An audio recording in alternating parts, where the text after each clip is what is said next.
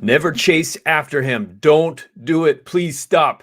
We're going to teach you what to do instead. I have my special guest here, Matthew Coast, and we're going to dive right into all the reasons why you should stop pursuing, chasing, investing into, committing to even a man who's not giving you the time of day, who's not giving that effort back to you, who's not chasing you. So we can reverse it. So he's coming to you, he's pursuing you, he's wanting to have you in his life and dedicate himself, devote himself. So I'm excited to dive in, and let's start by going right into these powerful principles and teachings, Matthew. And what are your secrets that you'd like to start with for today on why you should not chase a man and what to do instead? Mm-hmm. Great. Thanks for having me, Brody. Usually most women that are coming to me and they're in a situation where they're chasing a guy or they're thinking about chasing a guy or something like that. Usually the situation is the guy is pulling away. Maybe he's not giving her a lot of time or attention or thought, or something's going on where there's kind of this detachment from what she wants and what she's expecting and what she'd like to have in the relationship and what's actually going on. And so the first thing that you want to do if you're in this situation is just stop what you're doing altogether, right? There's a lot of times there's this vacuum that kind of opens up when a guy pulls back or is not doing something, and it can feel natural or feel like the thing you should do to just go into that space and start doing everything for him, to start chasing him, to start pursuing him, to start investing, to start doing all this stuff. But that is the absolute wrong thing to do. Absolute wrong thing. And the reason is because sometimes he needs that space, right? Sometimes that space has to be there, right? A guy's not going to miss you if you're smothering him. A guy's not going to miss you if you're there all the time trying to make things happen. And it's important that sometimes the guy does miss you, because that's what makes him realize how much he likes you, how much he's in love with you, how much he wants to pursue you and do all that kind of stuff. And if that's not happening, it can be a problem. Does that make sense, Brody? Yeah, no, that's great. It brings up for me the analogy that I always go back to, which is one great analogy is in a dance. And in a dance, if you're the one leading him and you're pulling him around and you're trying to, hey, let's progress the relationship. Hey, I want you to love me more. Hey, I want you to. So if you're trying to take the masculine role and lead him in the dance, he has no opportunity to take the lead himself. What he's probably going to do is like, hey, let go of me. Like, don't tell me what to do. And he's going to be resistant to your leadership, because all men have a masculine core, and the more masculine a man is, the less he's going to enjoy and really respond well to a woman trying to lead him and trying to direct the relationship and trying to pursue and chase him. So you have to stop the madness. And there's this other saying I love, which is, if you find yourself in a hole, stop digging. And so if you find yourself constantly, you're in this position where you're constantly having to reach out to him, trying to get anything going, trying to get some forward momentum in the relationship, you need to stop that, like you're saying, Matt, so that there's space for him to be able to actually start taking the lead and start being inspired into devoting. Because it's also another analogy is like in a car. In a car, you can only have one driver and one passenger at any time. And if you're the one driving and you're like, oh, I'm so upset, why isn't he driving? Well, you've put him into the passenger seat, or maybe he put himself into the passenger seat. But since you took the wheel, now what's he going to do? How can he reverse that? You have to actually stop the car, get out of the car, and say, may I ask if you could please drive us? Or you inspire him with all the things we teach in masculine, feminine polarity, how to get him into the driver's seat, how he wants to be in the driver's seat to start taking the relationship forward and leading. And if you're doing that, he can't. Otherwise, if he's driving and you're trying to take the steering wheel, also you're both driving, you're probably going to crash the car, or the car's going to go nowhere if no one's driving. So yeah, it's very important. Or there's another possibility, which is that you end up being the one who's doing everything all the time, and you set a precedent for that, right? Because there's some guys that, in fact, I'd say the overwhelming majority of guys, they don't have women chasing them and pursuing them and doing all that kind of stuff. And a lot of times guys will just lean back if they're getting all of their needs met. They might not be falling more deeply in love with you. They might not even like you that much, right? This is the truth. A guy might not even like you that much, but a lot of guys will just let you do it because they're getting their emotional needs met. They're getting their physical needs met. They're getting all these different things from you doing that they don't normally get. And what'll end up happening is that then you are the one that's controlling everything, that's driving everything. You're in that space. And if he doesn't even like you that much, you're invested, you're getting to a place where you start feeling like this is something that you might not even really want to be in anymore.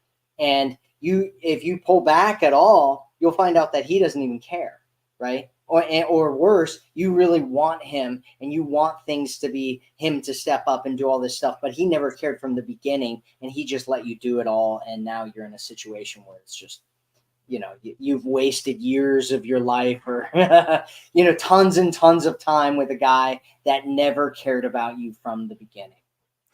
Yeah, it's very painful. It's similar to the mother-son dynamic, right? If you're mothering a man and you're taking care of his needs and you're anticipating his needs and how to make him happy and you're investing, in a mother-son dynamic, the son is receiving his mother's care and he's like, okay, it's nice. Yeah, she's taking care of me. She's paying the bills. She's buying food. She's making the food. She's making sure the house is nice. She's planning trips for us. She's doing things for me.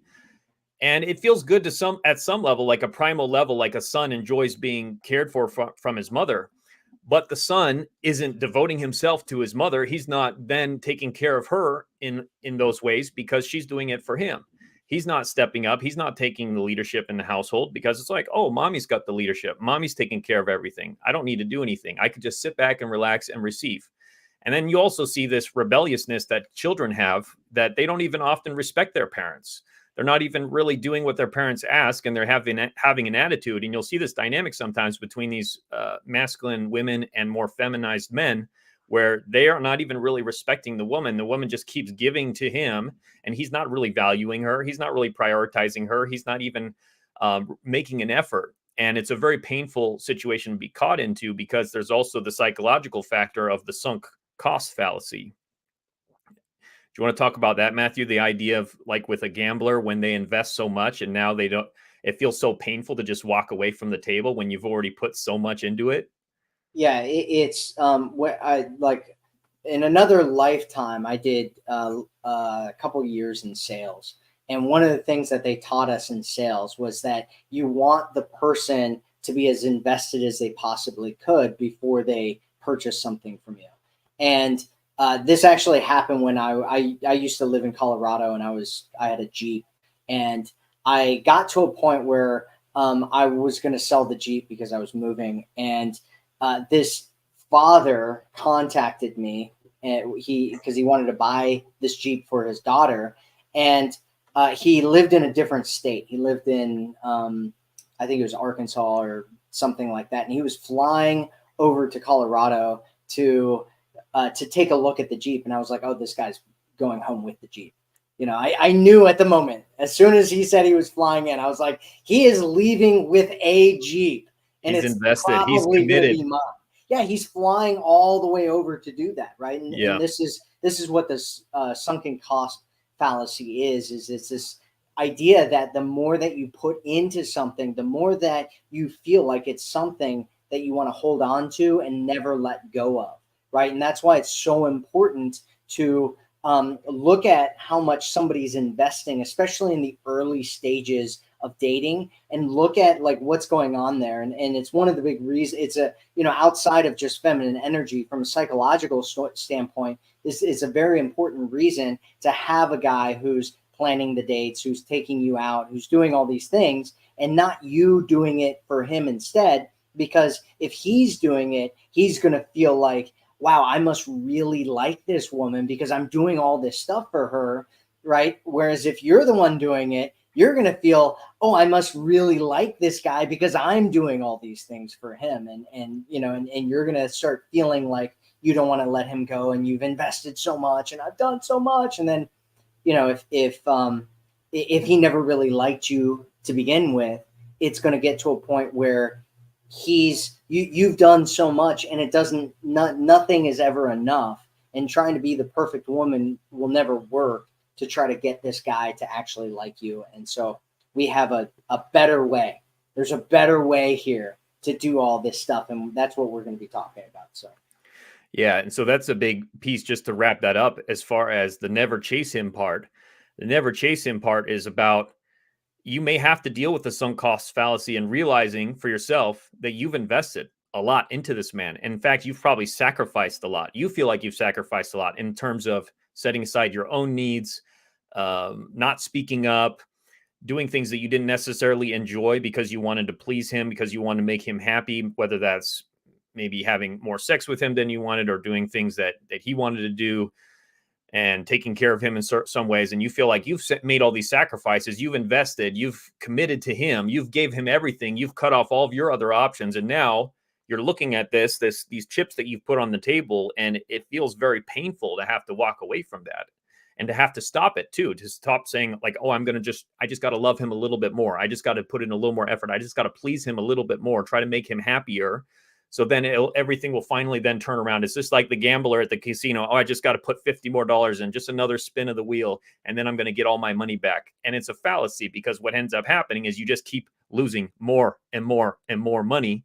And all of a sudden you're bankrupt, right? All of a sudden you're completely broke and devastated. And he doesn't have any, he's like, okay, this is great. And he can just walk away, because he never lost anything. He was just getting, receiving, right? From his feminine. The feminine receives, the masculine is giving. So he's just receiving, and you're in the masculine giving, and he's receiving in his feminine, and he's not invested. He's not committed. So part of the never chase him piece is you have to be willing to have the pain of letting your chips go, rather than the pain of losing more chips, investing more. You have to be willing to stop the madness, stop the masculine energy, stop the giving and giving and giving.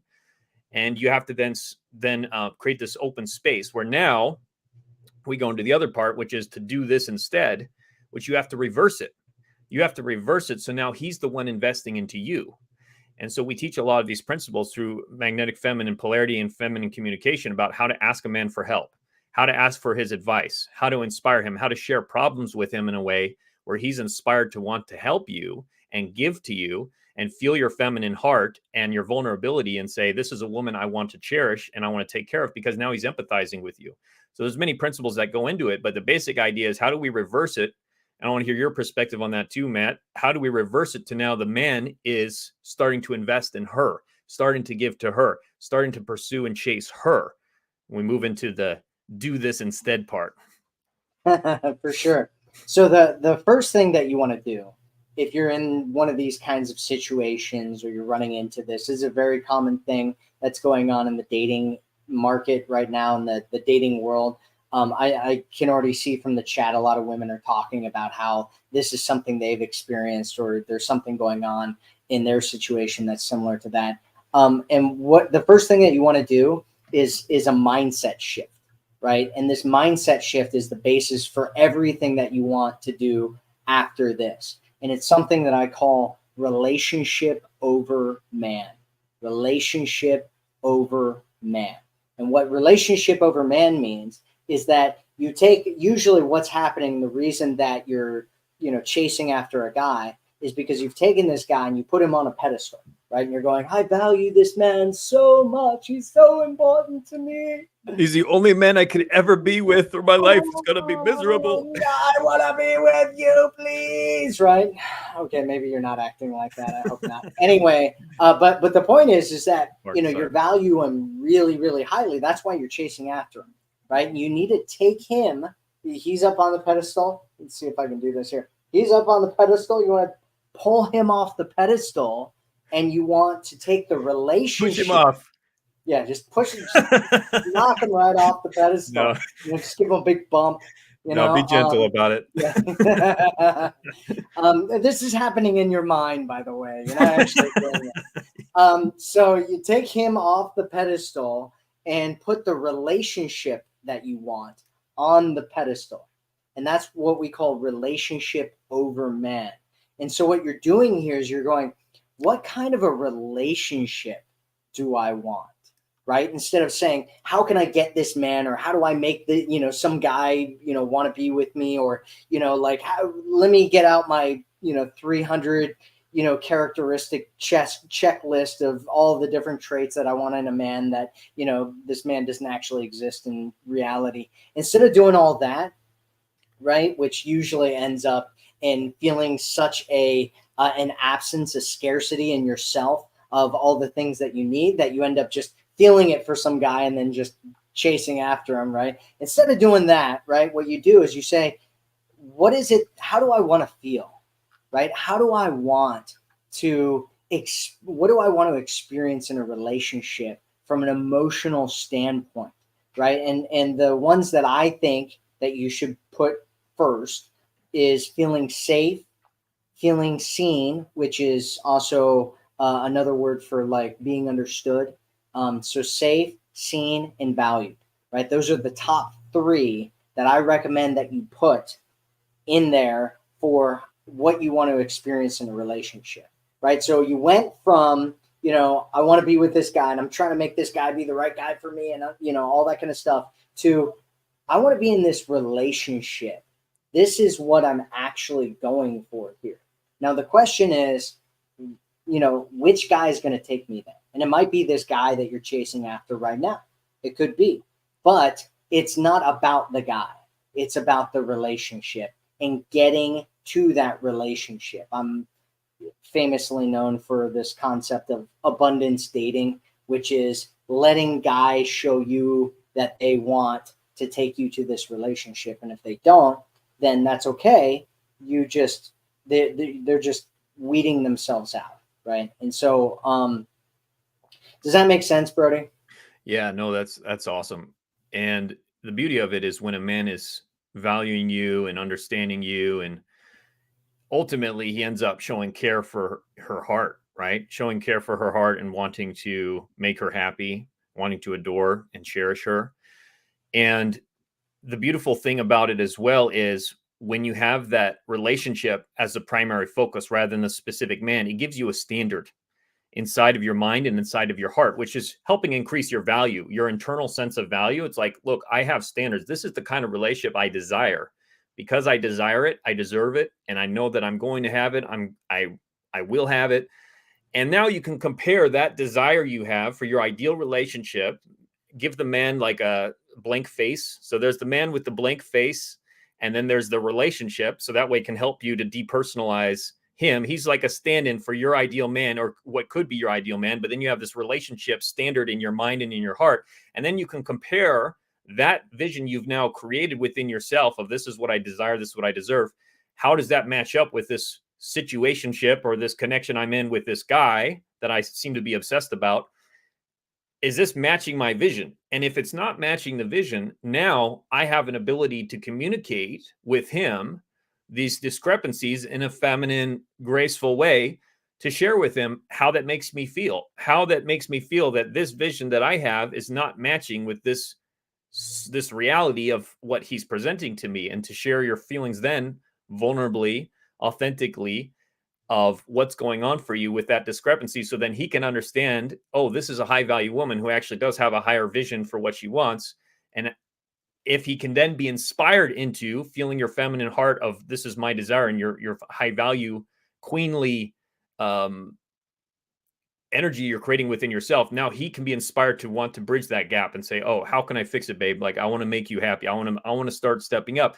Potentially that would be the ideal, right? If you're showing your heart vulnerably, and if you're using what we teach you, how to communicate with him in a way that he sees your new standard, he sees what's going on for you, and he's not stepping up to the plate in that sense of wanting to care for your heart, wanting to give you that vision of your ideal relationship, then as a queen, also, you have to be willing to walk away. Ultimately, he may not be that man, either because he's broken, he's not capable of showing that devotion, he has some mental, emotional issues, completely damaged in some ways, or he just doesn't have the care for your heart, and you may have to be willing to walk away. But that's also how you would keep continuing to increase your value, so that then you become this, you set the standard within yourself that some other man who is even potentially a much better fit for you will quickly come into your life and show you that care and devotion, who you'll be excited and attracted to because you've raised your own internal value with that process. So Yeah, those are some of my thoughts on it. I think that's a beautiful thing. And I'm curious, Matt, before we start answering questions, which we are going to be answering questions, so make sure to watch all the way to the end of this video here,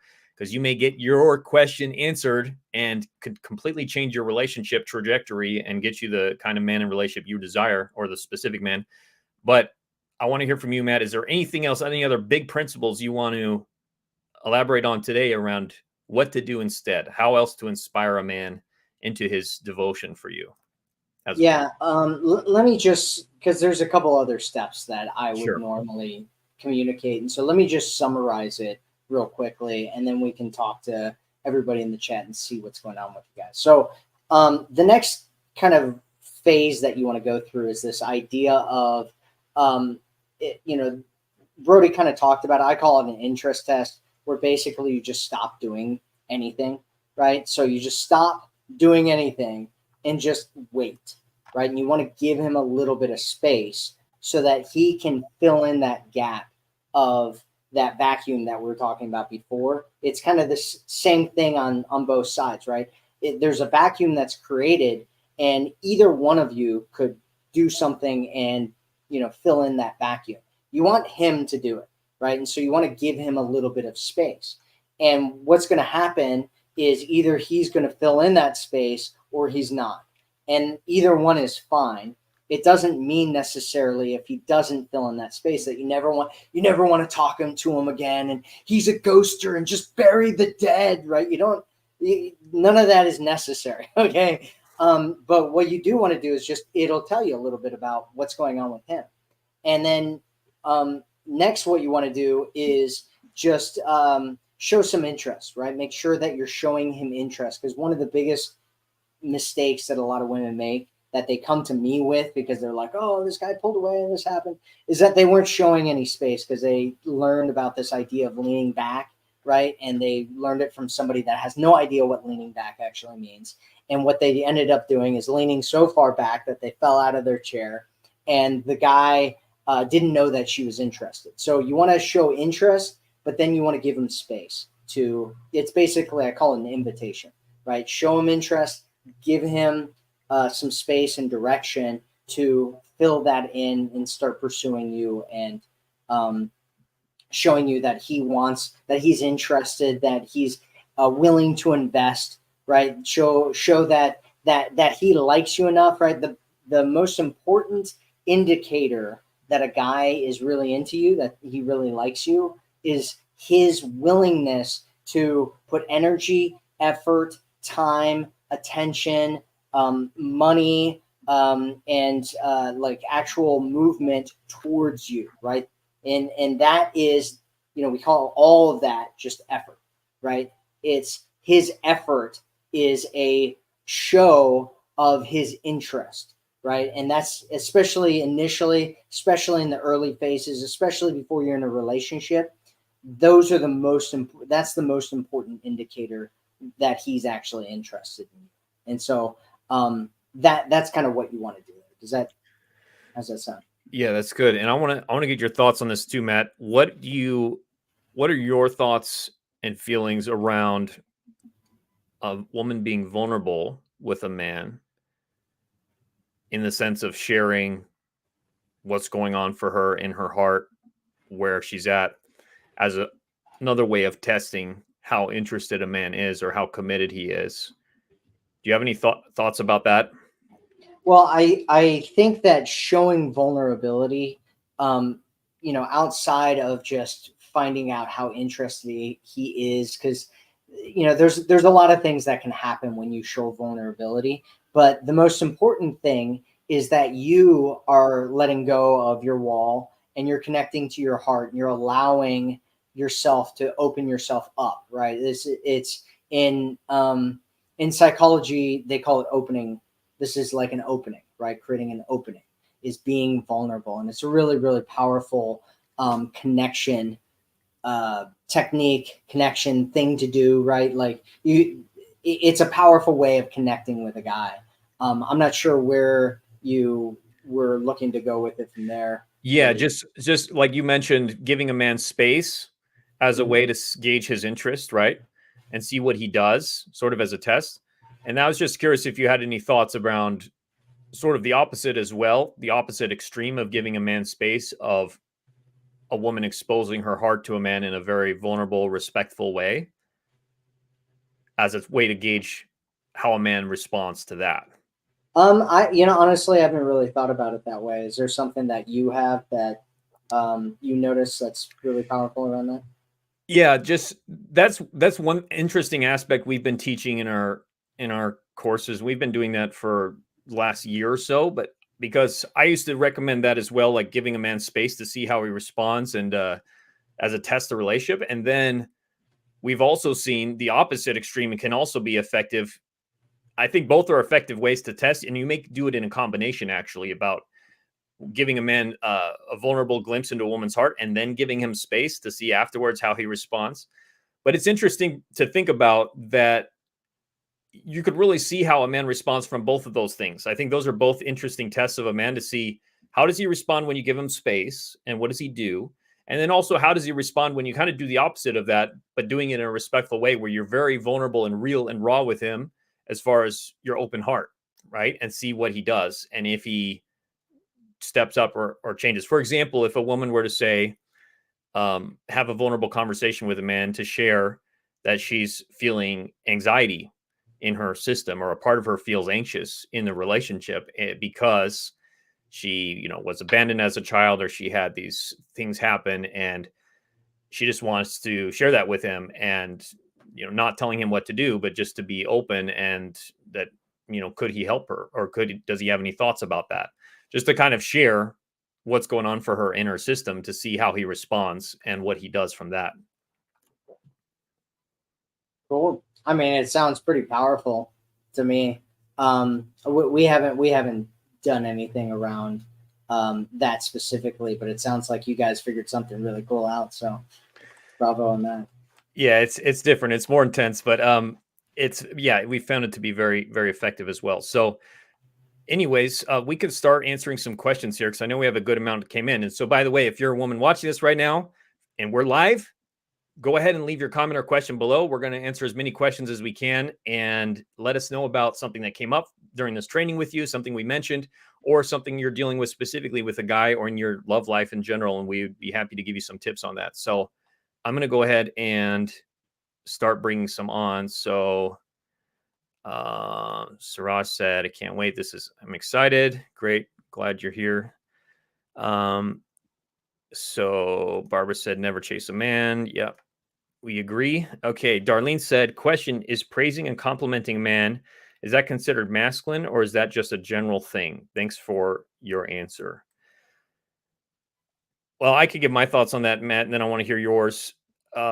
So complimenting a man actually is, in my view, masculine. And here's the reason why. When you're complimenting a man, you are in the position of judging him. Because what's the reverse of a compliment? The reverse of a compliment is criticism, right? It's saying something you're doing is either good or bad. So you're in the position, when you're complimenting a man, you're kind of in the judge position. You're saying, oh, you're doing good, or, oh, you're doing bad, or you are, this is something that is great about you, or this is something that is bad about you. So they're both different positions of you sort of judging him, and in a way being critical of him, whether good or bad. And of course, the good is going to be easier for a man to receive, but every man has a masculine core. And even at some level, a masculine man is going to feel that if you're giving him a compliment, that he's still being judged in some way, and that you're in this position of determining whether his behavior or something about him is good or bad. Now, converse that with appreciation. So I make a distinction between compliments and appreciation. So compliments would be saying something like, you look so, what would be like a good compliment? What's an example of a good compliment, Matt? Brody, your slicked back hair is just so stunning today. Oh, I got a good one. Matt, your eyes are so beautiful. You should never close them. You should sleep with your eyes open. Never, ever close your eyes. So that would be like a compliment, right? Never, ever. Just go around like this because your eyes are so beautiful. We got everyone to see them. So that would be like a good compliment. And then, so appreciation would be more how a man has impacted you. So saying something like, when you helped me with fixing my car, I felt so safe. Or when you told that guy to walk away from us, I felt so safe, and thank you so much. So it's more about how his actions made you feel. You make me feel happy. You make me feel safe. You make me feel sexy. You make me feel great. So these are ways that you're simply sharing your open, feminine, vulnerable heart. So it's an interesting conversation, and I'm still working out some of the details and how I feel about it. But this difference between complimenting and appreciation can actually be the difference between a masculine approach and a feminine approach. And of course, it's not going to end the relationship if you tell a man he has beautiful eyes. But there's certain things about it that actually put you almost into a mothering role of like, oh, you're doing a good job, honey. And so we want to avoid that so that you can then simply let him take the lead and be appreciated for what he does or does not do. But I want to get your thoughts on that. Do you have any thoughts on any of that, Matt, around complimenting versus appreciation?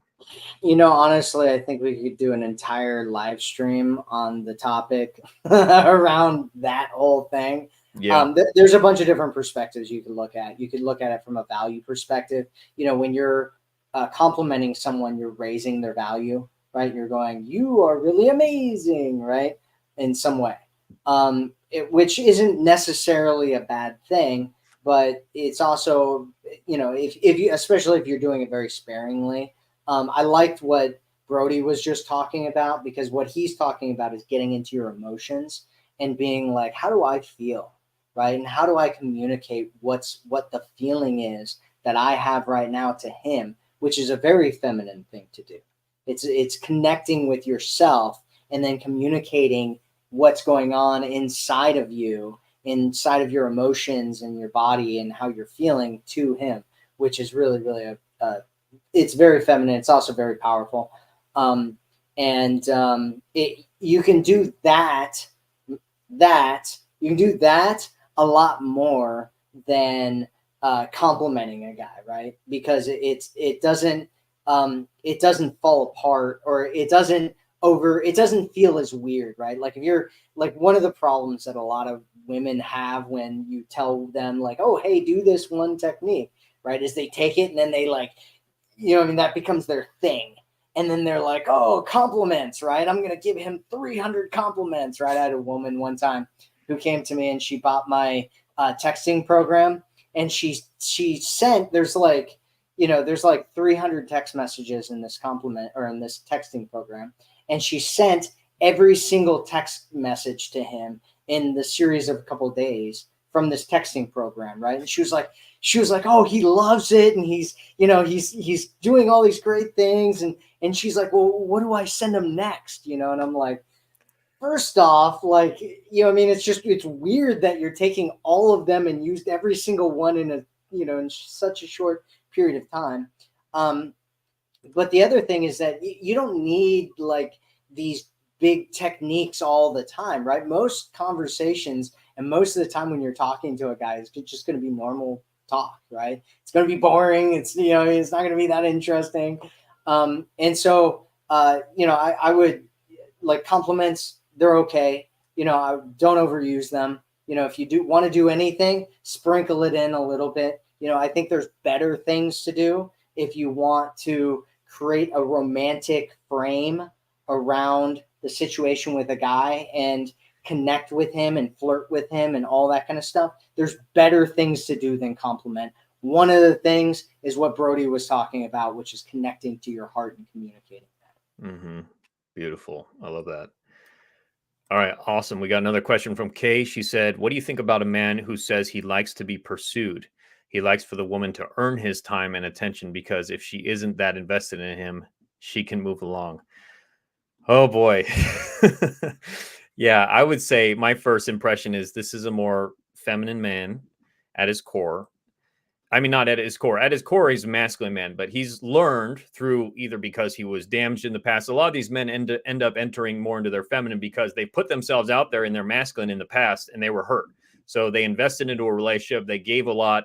They were providing, they were taking care of her and showing care for her heart and leading in different ways. But then she ended up cheating on him, or she broke up with him. And he's like, oh, I'm never doing that again. Like, now moving forward, a woman has to show me that she's interested, or else before I do anything, like, I need a woman to show to me that she's worth investing into.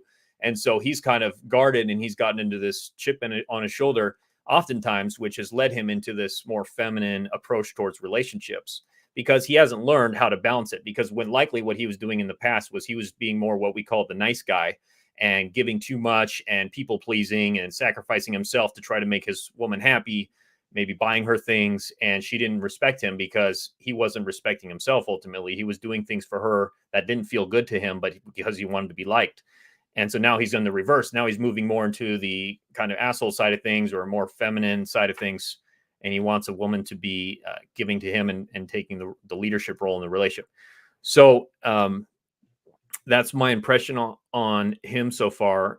And so what do you think about that, Matt? Yeah, you're totally right. He's living in fear, right? Because of pain. He experienced pain in the past, and it was so painful to him that now he's latched onto that pain, and he's dragging it into the future with him, right? And what that looks like, there's a book out there. It's called a Course in Miracles. And one of the things that they talk about, one of the things that they say in that book, is that every communication is either it's either a loving response or it's a cry for help. And this is a cry for help, right? What he's saying is, I'm in pain. I was hurt. And because I was hurt, I'm trying to control everything because I'm scared out of my mind that I'm going to get hurt again. And that fear is driving all of his actions. And it's going to continue driving his actions until he heals that pain and comes from a place of strength and love and kindness, which is where he needs to be coming from, is a confident, strong place where he's not afraid of the future and he's not trying to control everything. And what's going to happen in this situation, KCal, is that this guy there's going to be more, and it's going to get worse, and it's going to continue indefinitely until he gets it together and lets go of the fear and starts living from his power, living from his highest self, which he's not doing right now. And so, yeah, I mean, I wouldn't do it. If I were you, I'd say no, thank you to that one. This guy, I give him a thumbs down. Bad guy, no good. KCal, bad guy. Stay away from this guy. If he wants to do that, right? So all these things are a negotiation, right? He's going, this is what I want, right? I want it so that you do everything, and and he's trying to flip the thing around so that you are the one chasing and pursuing him. And my suggestion is that you just don't do it, and you say, well, I'm best thing to say is something like, oh, I'm more of a traditional woman, and I like it when guys pursue me, and so if you want me to pursue you, then I guess we just aren't compatible. Sorry.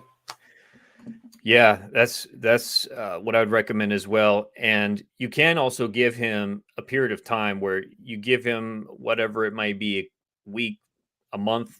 We have a 90-day challenge. It depends on how long you've been with this guy and what you'd recommend, or what we would recommend. But the beautiful thing is, through the law of polarity, which states that opposite energies attract, when you become more feminine, you're going to attract more masculine energy. And so you can inspire him into his masculine by, like what Matt is saying, first, you do not accept those terms.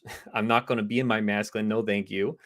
And then instead to enter your feminine. And the way you can actually do that with him right away is by starting to use feminine communication and actually share with him how that all makes you feel. All that you just said to us, like, how does that make you feel? Listen into your heart, listen into your gut. What are the raw emotions that makes you feel? It's probably anxiety, sadness, maybe fear, maybe uncertainty, and to share that with him respectfully. And may I share something with you around that? Sure. I feel some anxiety and some fear.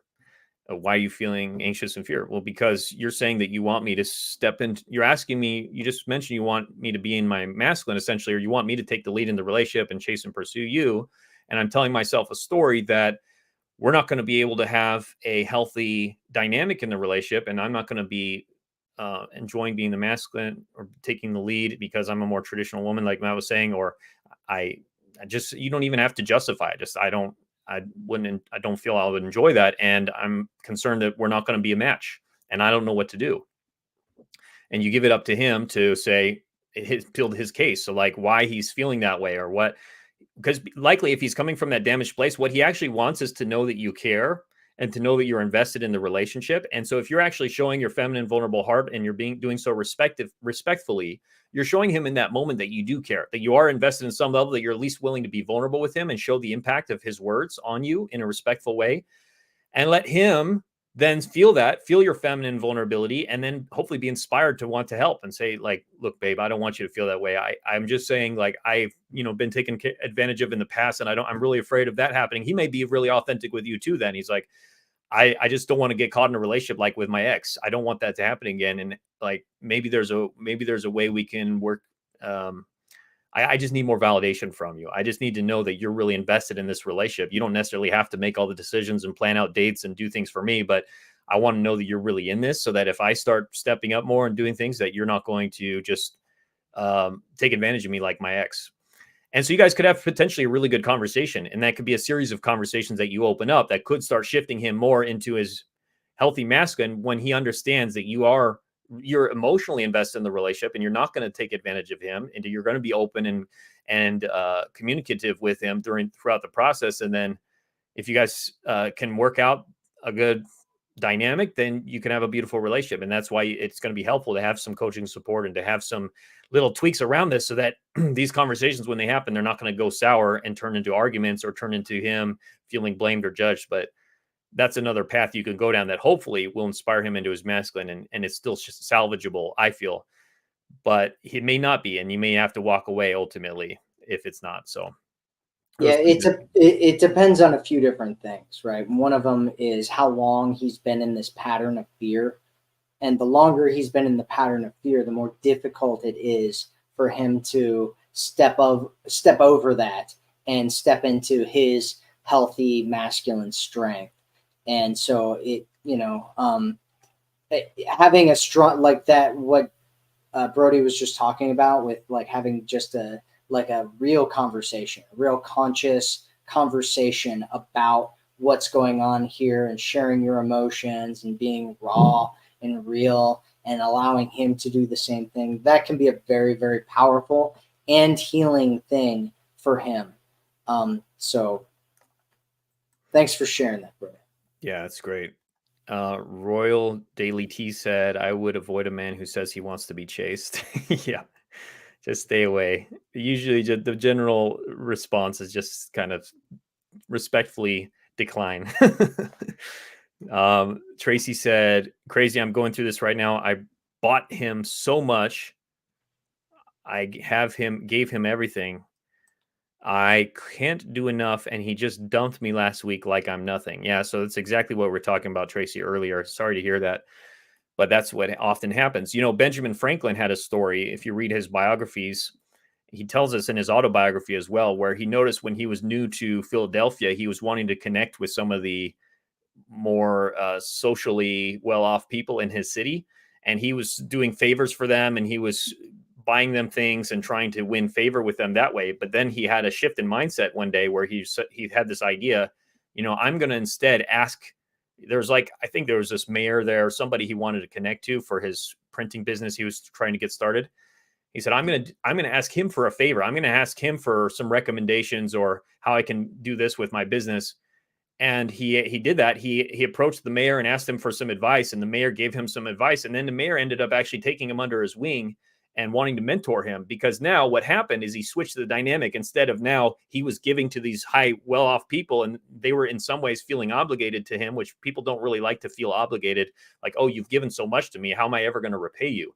But instead, Benjamin Franklin asked the guy to give him a gift. And the guy now gave him a gift. And now the guy actually felt invested into Benjamin. He felt invested, that he wanted to then actually see Benjamin succeed, because that would also look good on him if he invested into this young man and then the young man ends up becoming successful. It's like, oh, I helped create that. And so there's a lot of psychological dynamics that were going on that we're talking about. But that's what happens when you stop giving to a man and instead ask him to give to you. Now he's feeling more responsible for your happiness. He's getting to feel like the hero, that he's been able to invest into you. And now you're like this beautiful flower that's blooming under his care, that he's been able to cultivate you being a happy woman. He's got a sense of meaning and purpose out of that, that he's doing a good job, rather than the other way around, where you've given and given and given to him and he invested. And now he feels a sense of obligation, like, oh man, she's doing so much to me. I don't know how I'm ever going to repay her. And a lot of people will often just, unfortunately, walk away from those situations because they don't like the feeling of obligation. So they're just going to be like, peace out. And it's a painful dynamic, but you can reverse that to your favor when you stop giving and allow him to give to you. You start asking him for help. You start asking him for advice. You start presenting problems for him. And babe, could you help me with my car? It's having an issue right now. I can't figure it out. Oh, yeah, I could fix this for you. Let me do this and this. Oh, you're my hero. Thank you so much. You're amazing. How did you learn how to do all this? And now he's feeling like, oh, yeah, I'm the man. I fixed it. And this is my woman. I could care for her. I can win with her. This is easy. I enjoy this. I could do this all day long. So you switch the dynamic. Do you have any thoughts on that, Matt? Anything Yeah, else? I mean, I totally agree with what you just said. And that's exactly what you want to do, Tracy. And just remember that you're valuable, that you deserve to have a great guy in your life. You deserve to have someone who values you and treats you well and wants to be with you, and isn't going to just give it up for nothing. And so, just remember that, and come from that. And, sometimes the situations that we get into are, they're lessons to be learned. And this is a painful lesson to learn in your situation, but you can get through it, and you can get into a situation where one day you're going to look back on this and you're going to say, this is so much better than what I was doing before anyway. Before, when you're giving and you're doing everything, you're exhausted, you're tired, you're stressed out, you're anxious, you're not even sure what's going on with him, which is creating uncertainty within you. And it sucks, right? And when you're in a great situation, you're going to look back on that and you're going to say, you know what, thank God I didn't get what it was that I thought I wanted, because what God has for you is so much better than the things that have passed you up at this point. So just wait for it. It's coming, and just own it and receive it.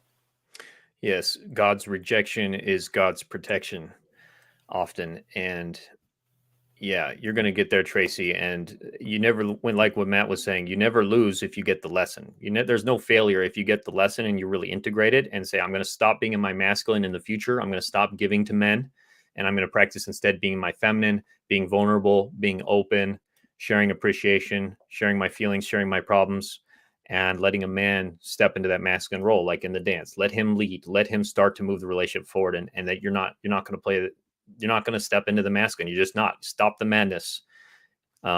It's important. And Sandra said, you guys are awesome. I need to hear this today. Great, Sandra. Glad it was helpful and it is helping you. Harriet said, let's share the live so others can benefit. Yes, share this video. We're going to change lives. We're going to help more women, create more happy relationships in the world. So please share it. Mercy said, sorry, sweetie, he was not meant to be yours. Yeah, it's often the truth with that.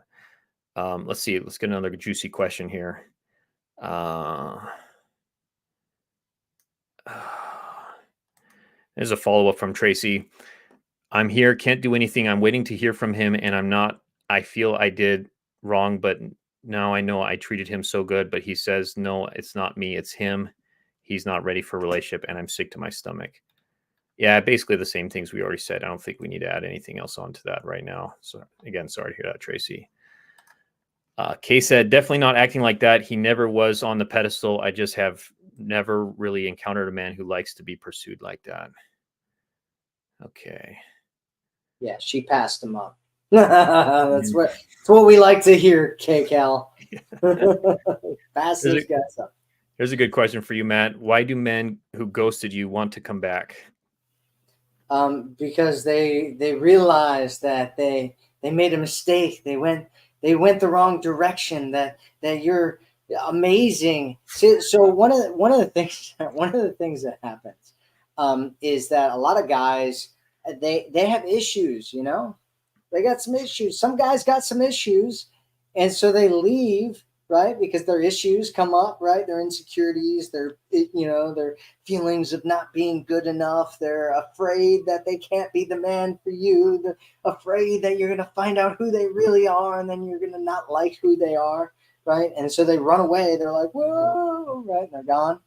And then they're gone, and they're like, wait, it was really great with Harriet. And then they're like, Harriet, can I come back?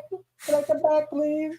Right. And so this is what happens, right? And so, yeah, I mean, ultimately, the question is, how many times does this happen, Harriet? How many times does this happen, Harriet? Right? Because, with a lot of guys, this is a pattern, right? So what he does is he disappears and then he comes back. I don't know what your situation is, Harriet, but it could be weeks, could be months. I had a woman come to me one time, and this guy came back to her every 3 months, right? He'd hang out for a few weeks and then disappear for 3 months. And it was this thing, it happened over years. She was dealing with this, right? And so the next question is, are you going to allow it? And are you going to continue allowing it? And I suggest that you don't, right? And the first thing that you need to do is really start believing that you deserve more. And when you start believing that you deserve more, you won't allow situations like this to continue happening. You won't let guys come in and leave and do all that kind of stuff. We can work with you on the communication and how to talk to this guy and how to connect with this guy in a way that could get him to step back up, or, could put you in a situation where this guy ends up leaving. And did you want to say anything about that, Brody? No, I think that's good. I don't have anything else to add to that. I think you covered it. It's a similar question. Sigma said, what to do when he plays hot and cold, says that he loves you. It's very similar. Yeah, I mean, it really depends on how long this has been going on. How long have you been seeing him? It tells you, we have some women, sometimes they show up and they're like, we had a woman not too long ago in my community came in. She was like, yeah, this guy, I've been dating him for 3 weeks. They've never even met before. And he's telling her he loves her, and then he disappears. And I'm like, you guys haven't even met. Like, if you haven't met a guy, like you haven't met him at all in real life, just don't even take him seriously. Don't take Tinder. Let me give you guys a shocking revelation. Tinder, 60% of guys on Tinder are not even single. Okay? They're either in a relationship or married. That's 60%. So you only have 40% of the guys that you're talking to on Tinder that are even single, right? And then, a good percentage of those guys are scammers. Another percentage of those guys are, like guys that just want to hook up with you. Another percentage of those guys, and then you whatever that percentage is of actual single guys, you have to actually like the guy, and he's got to like you. You know what I mean? All that kind of stuff. So most guys just don't take them seriously. Don't let a guy treat you like that.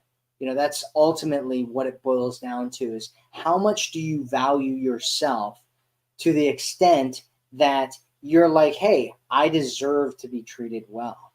And when you come from that space, you shift, everything changes for you. And you start looking at guys that are ghosting and going hot and cold and all this stuff. And you start thinking and you start feeling, oh, that's really gross. And that's really boring. And, I'm really unattracted. I'm just not attracted to that. And those guys start falling away, and they either step up and become better men for you, or they disappear and open up room for the right kind of guy to have in your life. Yeah, that's great. And like you said, there are a lot of scammers out there, and we've experienced this a lot in the women. It's unfortunate, but again, exactly what Matt said. If you haven't met in person, be very careful and basically consider it a high likelihood it's a scammer of some kind or a guy that doesn't have great intentions, and just be aware. Be aware. So we don't want you to get caught into a trap of so many of those bad situations that come from just random guys online and painting these fantasies for you that they love you and they want to be have a family and get married and blah blah blah. It's, well, until you've had a conversation at least on the phone or met in person and he's shown real investment and he's shown that he's a real person and he's single and he's available and he's not married, then you got to be very careful. There's a good question here from Sandra. She said, my guy left me because I was too emotional. May I attract him back? So one assumption I want you to question, Sandra, is the fact that he left you because you were too emotional. Now, it could be true. And the way I would help you to see this, the conversation around emotions, is that there are no ugly emotions. One thing we teach is there are no ugly emotions. There are only ugly behaviors. So what could have happened, and this happens a lot in relationships, is that a woman will actually use her emotions to try to control a man and to try to manipulate him. The classic case is when a woman is crying and saying, like, why can't we just be together? Or why won't you do XYZ? Or, why can't you just love me the way I need? And so she's using her tears or she's using her emotions to try to like get an outcome from him, which is actually masculine. It's masculine in the same sense that a child will throw a tantrum to try to get their parents to buy them a toy. So imagine if you would be like the child who's crying to her adult to try to get the toy, which would be like his commitment or him reaching out to you more or leaving his ex or who's someone he's with already, and maybe he's already in a relationship, who knows, but you're trying to get an outcome from him rather than simply sharing your heart vulnerably, detached from the outcome. Because here's the thing, the masculine is getting outcomes, the feminine is detached from the outcome. The feminine is enjoying the process and enjoying the journey. The masculine is making things happen, achieving goals, achieving visions, expectations. And so you're detached from the outcome. And so when you share your emotions, if you're sharing from a place of detachment from the outcome and being authentic and vulnerable and respectful, that's beautiful to a man. A man wants to feel your heart. A man wants to feel your emotions, even the so-called negative emotions like anxiety, fear, sadness. Like, a man still wants to feel those from you as long as you're not putting them onto him and saying, like, you're making me feel sad, you're making me feel anxious, or you hurt me, or you're making me feel XYZ, or you need to change, or you need to fix this, or why can't we just be together? Something like that. That's you trying to control him. That's you trying to lead the dance from the masculine. So as opposed to saying, I feel sad and I don't know what to do, or I'm feeling anxious, may I have some help, or could you help me? That's like a very vulnerable thing.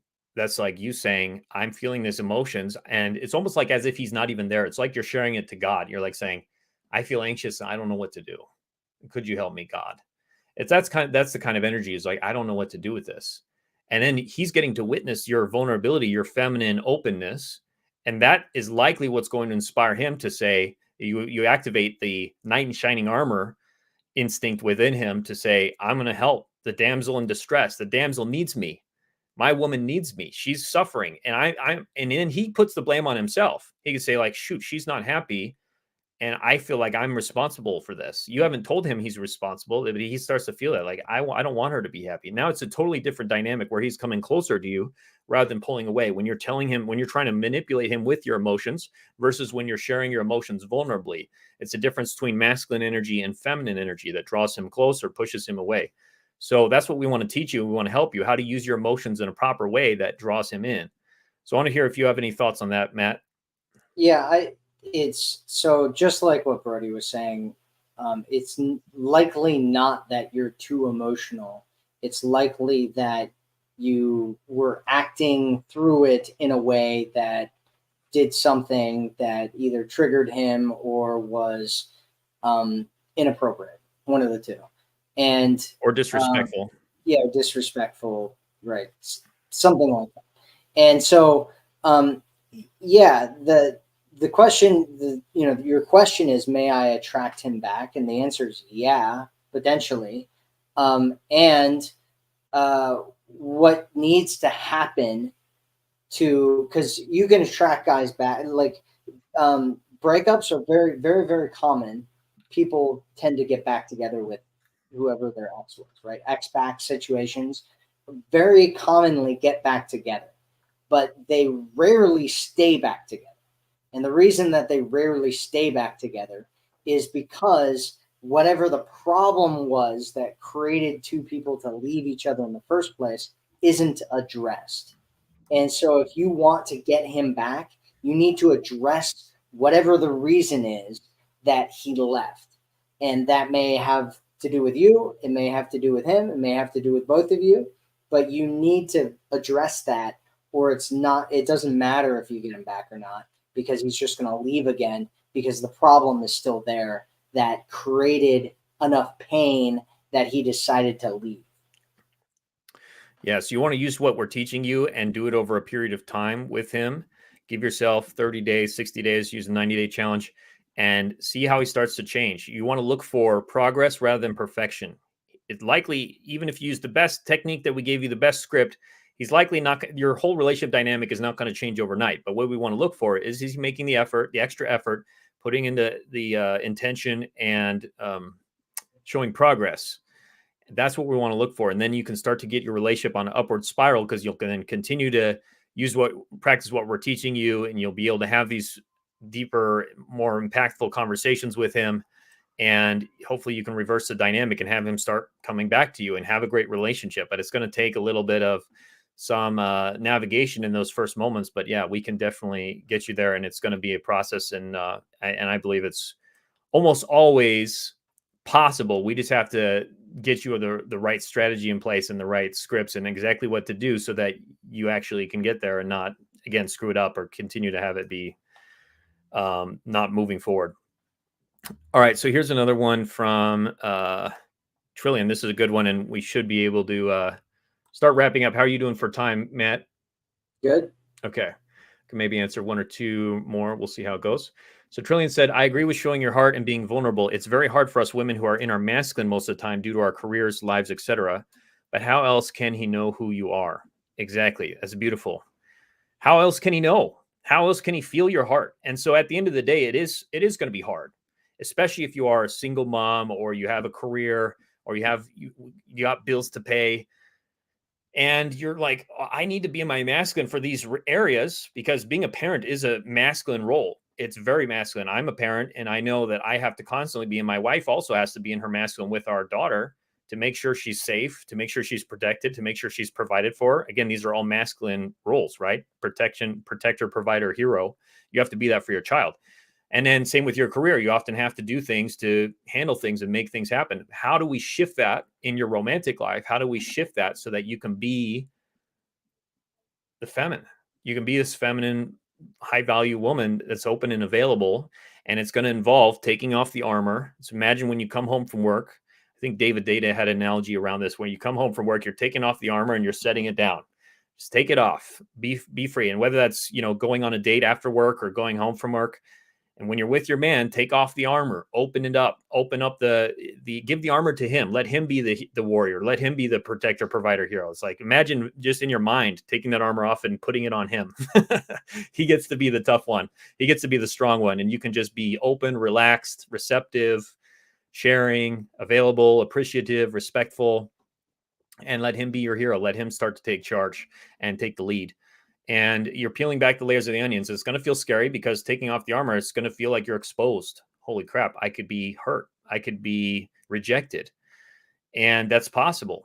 But the other alternative is not being able to have a loving, devoted relationship because there's no space. The man, you're just roommates. There's no polarity. You got this masculine armor and he's got his armor on, and now you're just two soldiers on the battlefield. That's not really enjoyable for anybody. So it's going to be a process. It's going to take courage. And at the end of the day, it's revealing and being who you really are, like you said, at the core, the feminine core. And that's what's going to draw him in. Do you have any thoughts on that, Matt? I've got a lot of thoughts. And the only thing that I'm going to leave you with on that is just that it's a skill and it's a habit. And just spend time, like what you've been doing and what a lot of women are doing right now is they're getting into a habit of being in their masculine, right? They're being pushed there. They're stepping into it in order to survive or whatever it is that you're doing. A lot of women are doing it because they've had pain in the past, and it's easier way to cope and deal with their pain is to step into their masculine, or at least they think that it is. And so I just get into a habit of switching, and build that over time. And I'm not a woman, so I don't know, but I hear that it's very difficult to, put on all these different hats that you're wearing for all these different things. And, we shouldn't have to expect you to do all that. And that's kind of the situation we're in right now. And so, we can definitely help you with that if you need help. Yeah, it's great. Jay said, what if he does not communicate any longer? Should we let go? In his last message, he said we would for sure go to a place he had proposed when we first started dating. After a bit, he sent me a reel. So what if he does not communicate any longer? Should we let go? What do you think, Matt? Yeah, I would give it a little bit of time, right? Give him some space, right? So we talked about this interest test earlier, where you're just like giving him some space and seeing what he's doing, and it can show you his interest and whether he actually. Sometimes they just need a little bit of time to miss you, right? And so just take some time and let him miss you for a little while.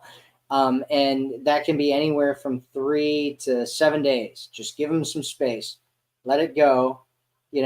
Get yourself busy, get your mind elsewhere. I know your mind might be, all over the place. What's going on? And does he love me? And all that kind of stuff. And just drop all that, get into a good space, build yourself up and take some time and let him go for a little bit. And if you want to reach out to him after somewhere between 3 and 7 days, go ahead and do that.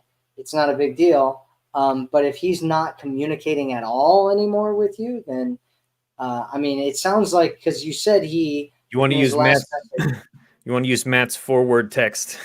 You do. There's a forward text message. We lost you, Brody. But there's a forward text message that you can send to a guy that can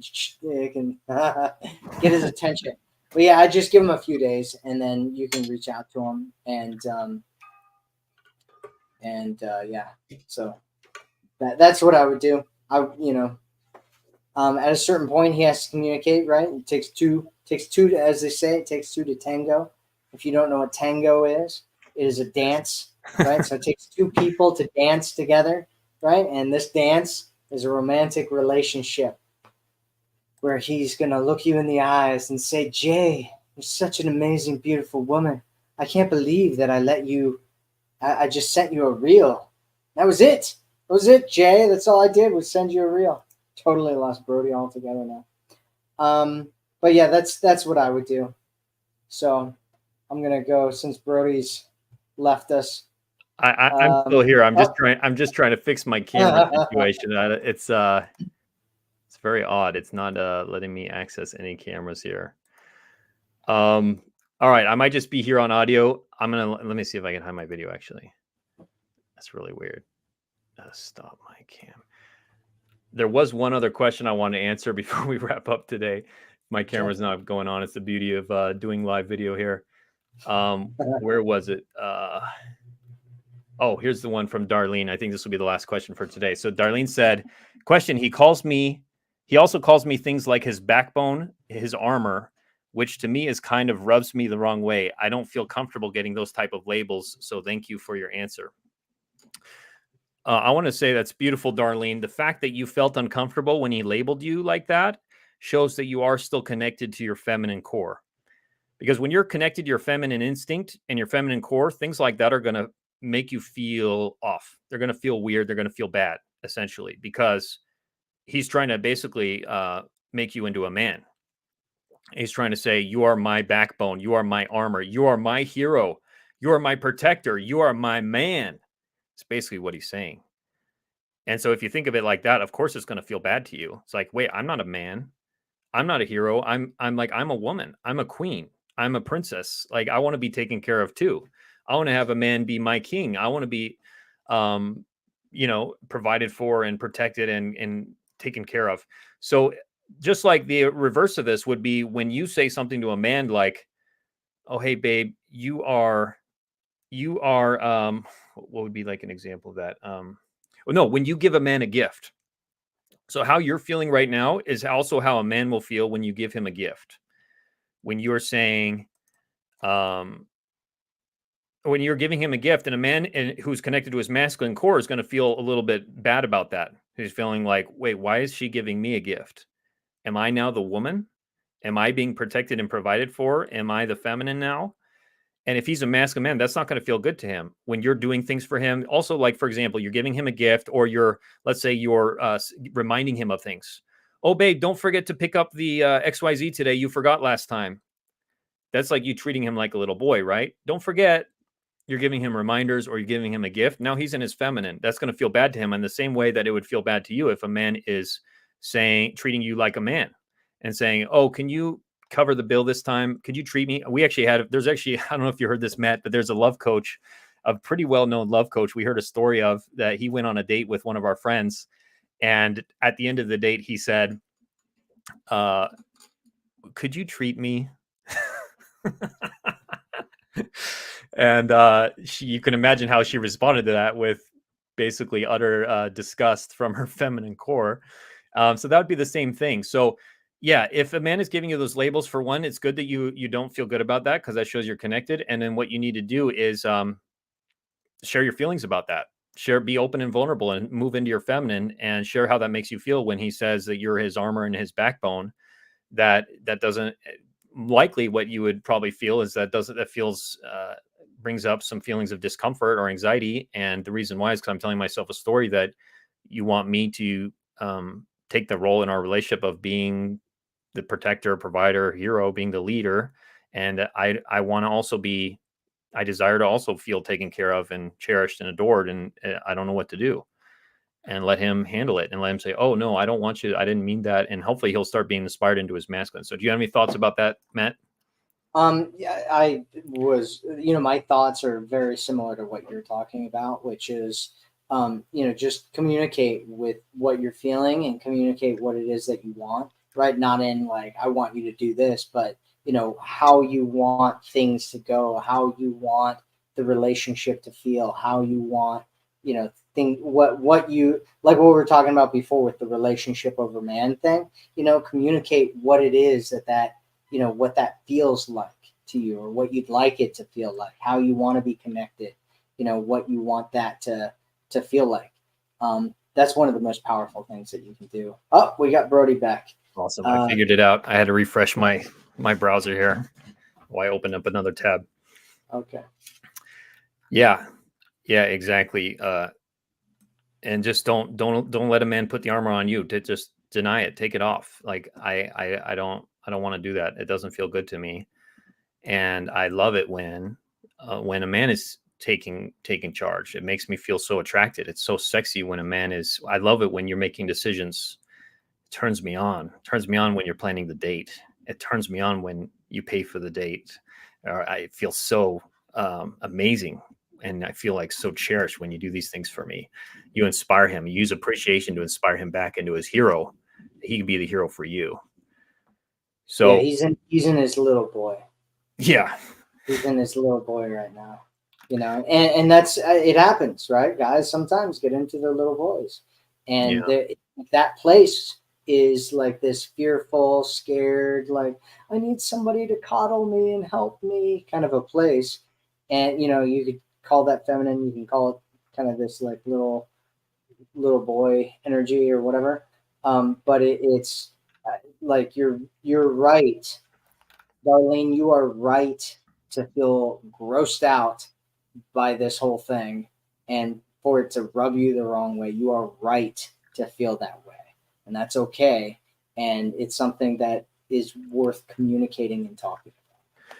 And then I'll wrap this up by saying we're not saying also that you never can give to a man, or you can never help him or support him if he needs help and he's struggling with something, illness or health things. Now, the key is let him lead you into those things. So you can still give him masculine leadership in those moments by letting him lead you, by letting him ask for what he wants help with. So rather than just anticipating his needs and here, babe, I made you something, I made you dinner, or I picked this up for you, or I bought you this, or I'm going to give you a massage right now. Rather than anticipating his needs and doing those things, wait for him to ask you. Wait for him to say, hey, babe, could you make dinner tonight? Or could you make XYZ tonight? Or could you grab that for me? Or can you pick this up? That way he's still in the leadership. He's leading you to give to him. He's still taking the masculine. Or if you really want to give to him, at least ask him before you give it to him or do something for him. So say, babe, would you like me to make us something for dinner tonight? Or would you like me to give you a massage? You look pretty tired. Do you want me to give you like a massage or you want something? And he'll say, sure, that'd be great. So that way you're at least giving him some space to have that kind of leadership in the relationship rather than you just giving and anticipating his needs for things that he maybe doesn't even want. You're giving him gifts that he doesn't even want. You're giving him things that he didn't even ask for. You want to avoid getting into that because that's highly going to make him, again, feel just like you feel when a man's telling you to put on his armor. He's going to feel like he's being treated like a little boy. He's being coddled and he's going to lose polarity. It's not going to feel good on his masculine core and his instinct. And so you want to avoid that, but you can still do things for him. You just want to allow him to lead you into those things. So he's still taking the leadership in the relationship, just like in that beautiful dance. So awesome. We covered a lot today, Matt. There was laughs, there was tears, there was adventures to be had and massive breakthroughs and insights for the women. So if they want to take the next step and learn how to learn more from the CEO of Everything Awesome, how would they how would they do that? Just go to matthewcoast.com. Check my stuff out. I've got a webinar that you can go to. It's a free webinar. You can learn more about my method. You can learn about how I can help you in your situation. Just go to matthewcoast.com and sign up for my next free online webinar. Awesome. Beautiful. And we'll go ahead and put the links below this video, wherever you're watching it after this live stream is done. I'll put that up right away. And of course, if you want to go deeper with us as well, you can go to our website, magnetizeyourman.com, for a free quiz we have, our Magnetize Your Man quiz, to learn more of the principles of magnetic feminine polarity, magnetic feminine communication. We go much deeper into that in our free quiz. I'll also have the link for that below, or magnetizeyourman.com for our website. Much love.